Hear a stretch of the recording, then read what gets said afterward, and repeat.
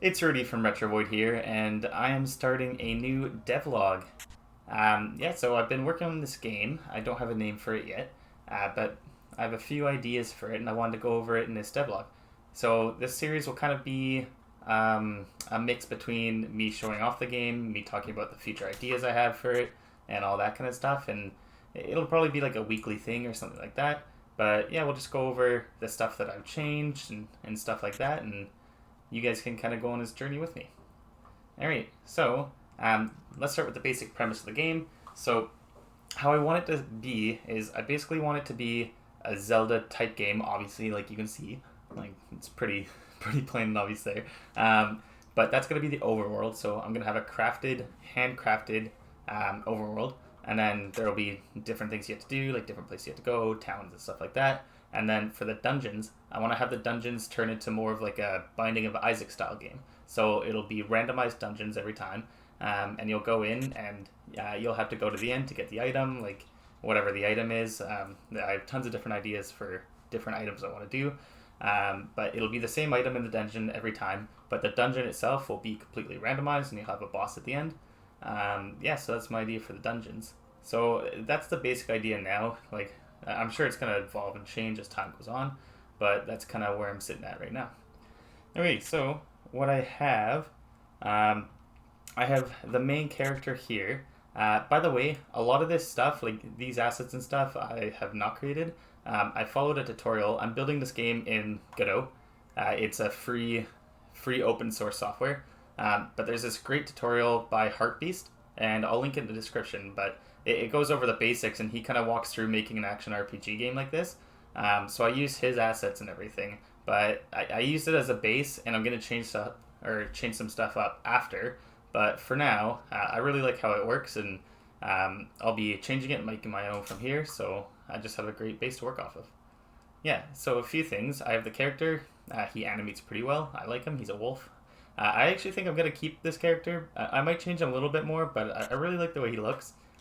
And he rolls, and this roll here, you can see by the little flash he does when he rolls that he's got some invincibility frames. So if you go up to a bat, you can roll right through him.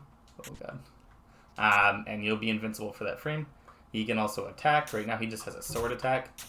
Eventually you'll have more items and stuff, so you'll be able to do more than just use your sword, but for now that's it. And he's pretty fun to roll around in, actually. Like, just going around the screen, like, it's pretty fun. I don't know, I have a lot of fun controlling him. Like, he seems to control pretty well. There will be more tweaks and everything as time goes on, but for now, that's how it is. Yeah, obviously you see there's, like, collisions, and I can get hit by the bats there. So how the bats work is when they spawn in, they have a set position, so they'll spawn in around wherever I place them. And then if I get close enough to there's like a circle around them. If I get close enough to the circle, they'll start following me. And if I leave that circle, then they'll just start wandering around again. So they kind of wander around in like a little area around their spawn point and just randomly kind of wander. So yeah, that's the bats. I don't think I'm going to keep them as bats. I think I'm going to change it to another enemy, but that's just what they used in the tutorial. So I'll go over it later and I'll change them into other enemies, but that's just getting the basic enemies working. So yeah, if you go over here, if you get hit by a guy, you can see you'll take damage, and right now I have it set to 3 hearts, and then you'll die, and then right now you'll just respawn and restart, and all is good. But eventually I'll have like a save feature, and you'll be able to save your point and everything like that. I have collision set up here, and you can run behind the trees and everything. These are all set up. The hills and the paths are set up to auto tile, so I can just drag and drop them wherever, and if you look at them, they'll always look good.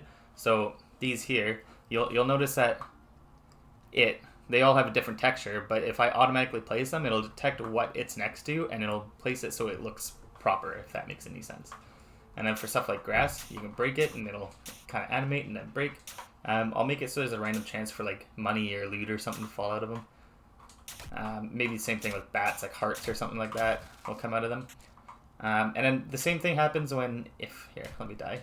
If I go to a bat and he hits me, I have a little bit of a invincibility frame, so you can't just get hit over and over again. Well, if you're not standing still. But yeah, so that's that portion of it. What else do I have? Oh yeah, a big thing. Well, the hearts and everything, that's all going to be changed. That's just a placement thing right now. Like, that'll all be different. once the game's actually further along. But a big thing I was working on is these signs. So these signs, I'm able to actually place them anywhere, and they're all a different object, and then they carry an array. And with that array, I can give them different pages. So if you go over here and you just go in front of the sign, it'll start reading it out, and it's like, hey, there's a test for my new game.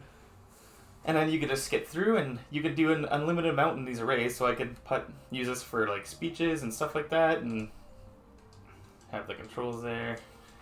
And yeah, so I think the signs work pretty well. I like them a lot. So that's the signs. For the player animation also, I just saw it for a second there, but he has an idle animation. So if you're idle for a certain amount of time, he'll kind of do a little bob, and I kind of like it. Let's see if he does it right here. There you go. Yeah, so that's that. It's pretty exciting. Okay, another thing. So he's got the animation. The other thing is this menu. It's not going to be there forever at all. Like, this is just a placeholder, just to let you close it. And oh, I'm gonna die. Oh, get out of here. And you can just change the volume and stuff like that. Like for the music, that'll obviously all be different later on. It's just for testing purposes right now. Yeah, so a few things that I'm working on is right over here, I'm going to be testing my dungeons. So I'm just going to add a door just to test them. So I want the player to go in, and every time the player goes in, it's going to randomly create the dungeon. So if you die in the dungeon, it'll take you outside of the dungeon. You'll have to start the dungeon again, kind of like a roguelike type thing. But then when you go into the dungeon the second time, it's going to be completely different than the first time. So you're going to have to completely change the way you play it. So that's going to be, I think that's going to be a really fun mechanic. But yeah, that kind of sums it up for this. Oh, and I died. That kind of sums it up for this devlog.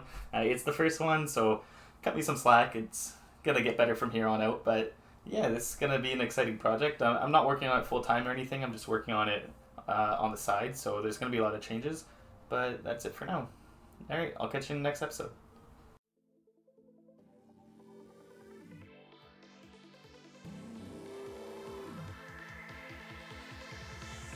True stories.